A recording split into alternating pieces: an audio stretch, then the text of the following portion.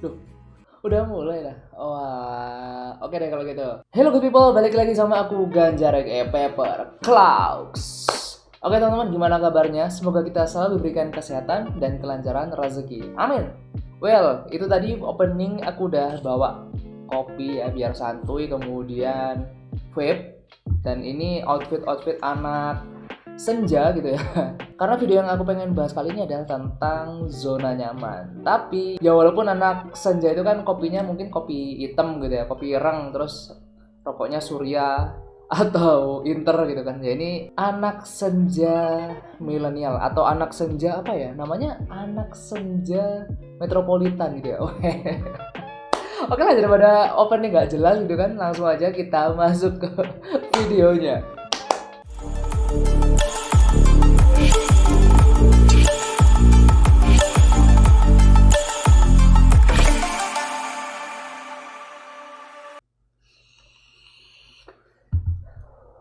Oke teman-teman, kayak tadi aku udah bilang, aku pengen bahas tentang zona nyaman atau comfort zone. Tapi di video kali ini aku bukan bahas tentang lagunya 420, tapi beneran aku bahas tentang zona nyaman. Zona nyaman tuh apa sih mas? Kayak gitu ya. Kalau menurutku, simpelnya zona nyaman itu adalah zona atau tempat atau situasi atau kondisi yang sekarang kita alami itu lagi enak-enaknya gitu, lagi PW-PW-nya. Terus nggak ada effort yang gede di dalam kita mengerjakan sesuatu tersebut. Ya pokoknya berjalan sebagaimana mestinya dan itu sudah gampang terprediksi oleh kita sendiri. Gampangnya gitu deh. Terus kenapa mas sama zona nyaman? Ya nggak apa-apa sebenarnya, nggak ada masalah gitu loh. Cuma aku di sini aku pengen sekedar sharing atau membantu kalian-kalian yang mungkin sekarang lagi di dalam kondisi yang galau lah, ragu untuk mau mencoba hal yang baru. Contohnya, mungkin udah ada ratusan DM yang masuk orang curhat di Instagramku.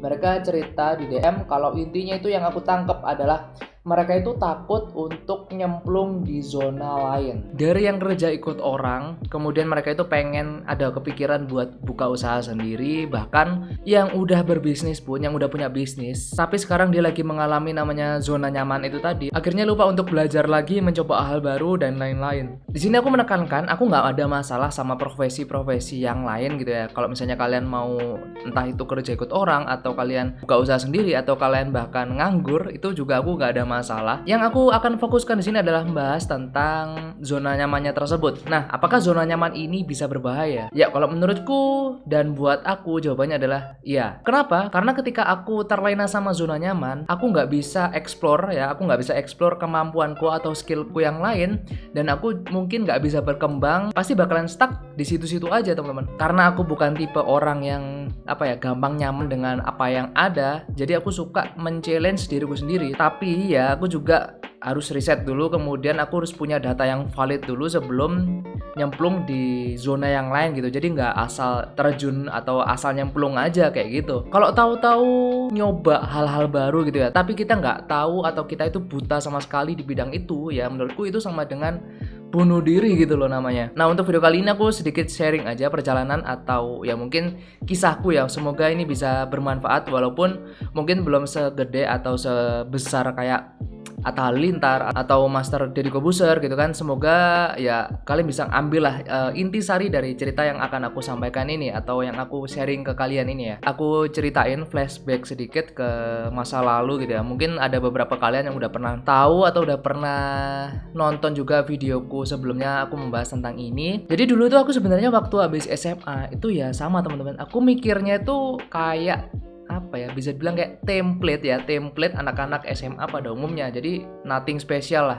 Jadi aku lulus SMA, aku pengen masuk kuliah di kampus ternama. Itu cita-citaku dulu. Dan alhamdulillah aku keterima di Universitas Brawijaya. Nah, ketika aku kuliah, sama teman-teman, aku kepikirannya juga template anak-anak kuliah kayak gitu. Habis kuliah aku berpikiran pengen kerja di perusahaan lah kayak gitu. Jadi aku dulu waktu itu pengennya emang sengaja ke perusahaan swasta atau jadi pegawai swasta daripada menjadi PNS atau pegawai bank. Kemudian aku masuk semester 6 dan dari situlah semua itu berubah teman-teman. Jadi aku waktu semester 6 itu kalau nggak salah 6 atau 7 itu aku diajak sama mamaku untuk ke salah satu acara MLM ya. Mamaku diajak sama temennya juga sebenarnya. Aku diminta untuk nemenin mamaku gitu. Jadi aku nganterin mamaku. Ya udah deh, aku nganterin mamaku. Ya udah aku akhirnya ikut acara itu dan akhirnya terpaksa nyimak gitu kan. Ya untuk awalnya sih waktu ikut acara itu sebenarnya kayak terpaksa gitu loh, dan akhirnya aku terpaksa menyimak yang awalnya dari bodo amat gitu sampai akhirnya agak ya bisa dibilang kayak agak interest gitu sama MLM tersebut, sama materinya gitu. Jujur aku kalau misalnya lihat orang sukses itu bukan lihat dari hasilnya langsung. Jadi aku lihat orang itu bukan seberapa banyak dapat penghasilannya, kemudian seberapa banyak mobilnya atau rumahnya. Jadi aku lihat adalah gimana ceritanya dia bisa sukses seperti itu. Jadi ada prosesnya gitu. Aku lihat di situnya, bukan di hasil akhirnya. Itu nggak tahu, aku dari dulu lebih interest ke situ daripada langsung ke hasilnya. Dan aku tertariknya adalah ketika yang pembicara tersebut itu seumuranku dan dia itu kebetulan satu kampus sama aku, satu angkatan tapi beda jurusan dan satu perumahan sama aku. Jadi dia ngontrak di ya sama perumahannya sama kayak aku kayak gitu. Ya udah dong, akhirnya aku kan dari situ penasaran gitu. Aku excited pas dia share pengalamannya, kok bisa akhirnya dia sampai dapat penghasilan berapa puluh juta lah waktu itu kayaknya per bulannya seperti itu. Nah, akhirnya setelah acara tersebut aku minta alamatnya gitu kan karena kebetulan dekat. Akhirnya ya udah aku main ke rumahnya. Ya akhirnya aku parani dia. Kemudian aku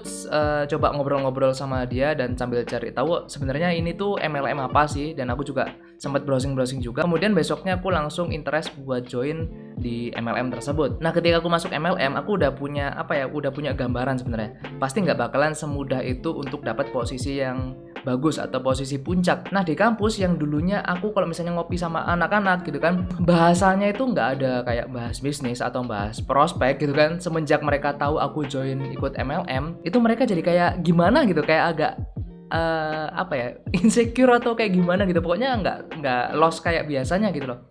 Ya menurutku nggak masalah sih, karena ya aku dulu mungkin juga seperti itu. Aku denger MLM itu udah auto denial gitu, jadi langsung langsung di reject gitu kan, langsung nolak. Nah, jalan sekian bulan gitu kan, akhirnya aku belajar terus, nyoba belajar, minta belajar juga sama mentorku atau sama temanku itu tadi, cara-caranya gimana segala macam.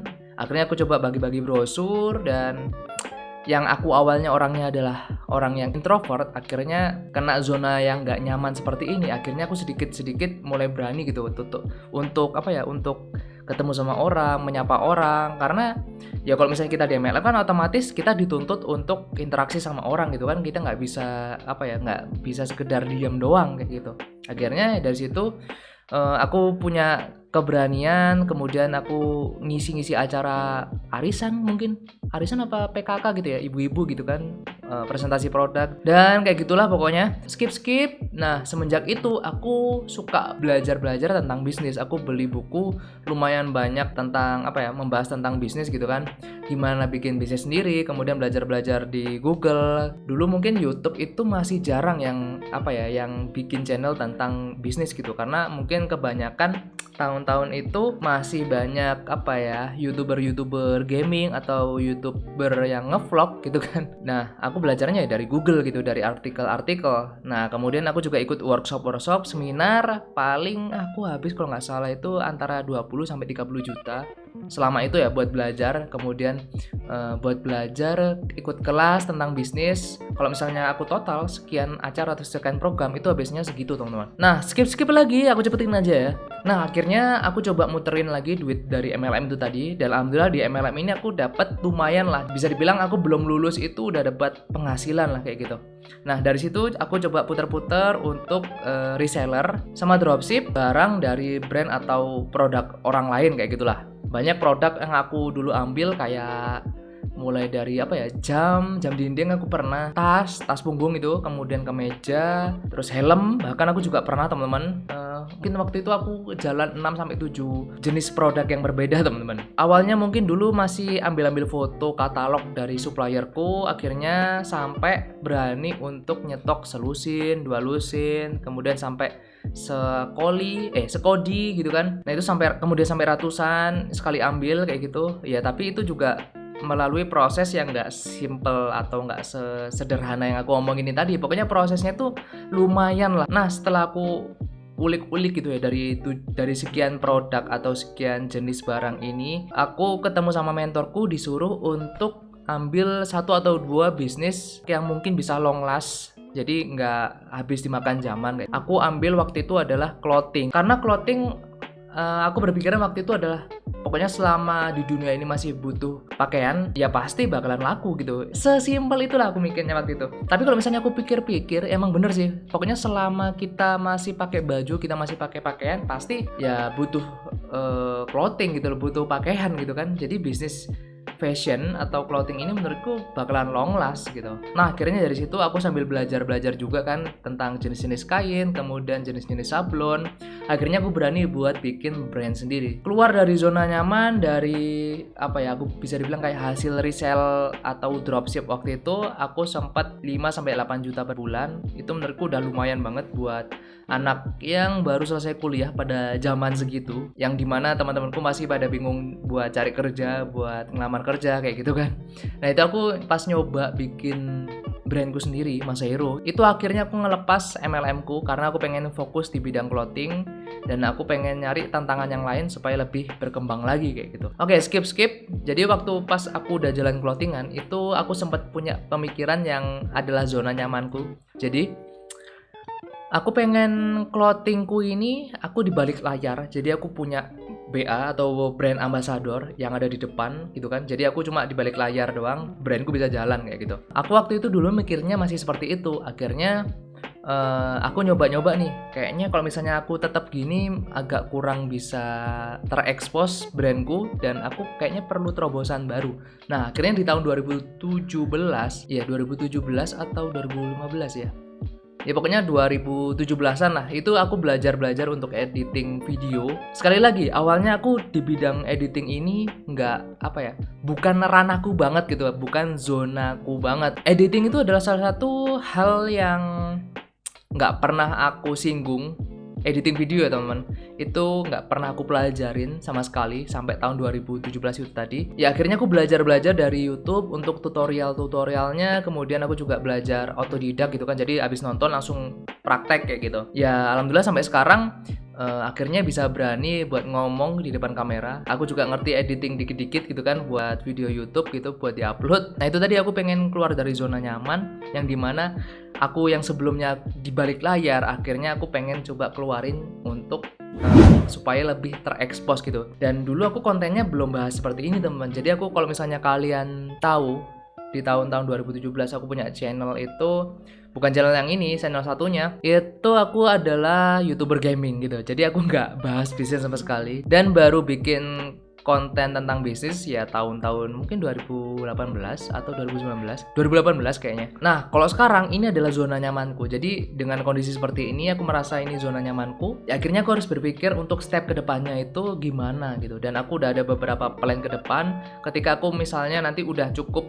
nyaman di zona ini, zona yang aku rasakan sekarang di kondisi seperti ini, aku udah punya planning nih, aku bakalan ngapain, aku bakalan kemana. Nah itu mungkin belum bisa aku share ke kalian karena nanti bahaya kayak gitu. Nah itu tadi mungkin sharing pengalaman pribadiku dan yang udah pernah aku alamin. Nah intinya adalah kalau misalnya mau berkembang gitu kan, kalian jangan terlalu lama atau terlalu nyaman di zona nyaman gitu loh. Dunia ini kan terus berputar gitu kan, waktu terus berjalan. Ketika kita terlalu nyaman di zona tersebut teman-teman, ya kalian bersiap-siap buat mengalami namanya kemunduran.